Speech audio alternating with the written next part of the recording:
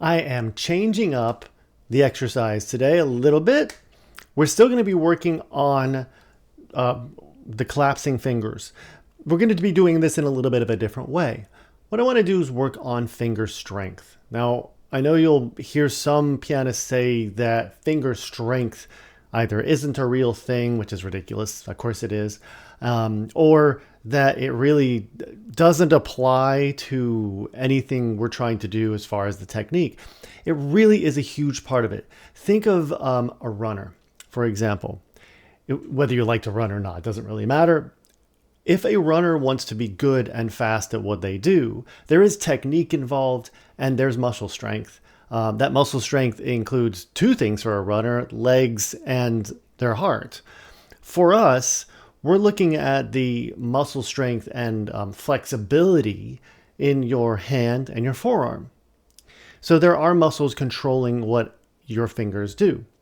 So to improve that, well, one simple way to do it is practice more. I mean, really, if you are spending an hour a day, you're doing a good job already. If you only spend maybe 5 minutes a day and you want to improve all of this, maybe try to spend 10, then try to spend 15. Don't try to just push yourself right away to spend the first hour right away. But here's an exercise you can do that I think is really important, and it'll help you to strengthen each of these fingers. I'm going to show you it at the left hand, mainly because you can see my pinky here. It's on this side of the screen. So we're going to start with the left hand in this C position. We're going to start by playing the pinky note 8 times. Now, you can play this as many times as you want. I'm going to show 8 times in a row.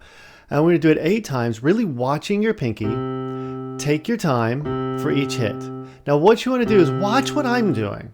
Watch what my wrist is doing and my arm is doing. It's pulling up and out. Now, why am I doing this before I do 8 in a row?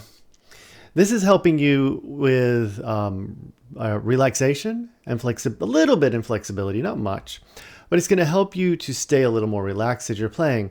What happens is if you don't do this, you end up getting a kind of a claw position and a little too much tension in the hand. And this is an important move to be able to do. We've talked about this before. So try this exercise with me. Ready? Go. 1, 2, 3, 4, 5, 6, 7, 8. Again, you can do more. While you're doing it, make sure to watch your finger. Make sure you're not going like this, not like just like launching your finger at it. Try to use the kind of tip, sort of the finger here, and get into that note and try to keep that finger engaged. And that uses muscles. There's muscles in the hand, then there's muscles in the forearm that are used to control that finger. And each of the fingers is going to have a different set of muscles. So let's do the 4th finger. Now these two are going to be the hardest. I'll give you another exercise for 2 together. So try the 4th finger. Ready? Go.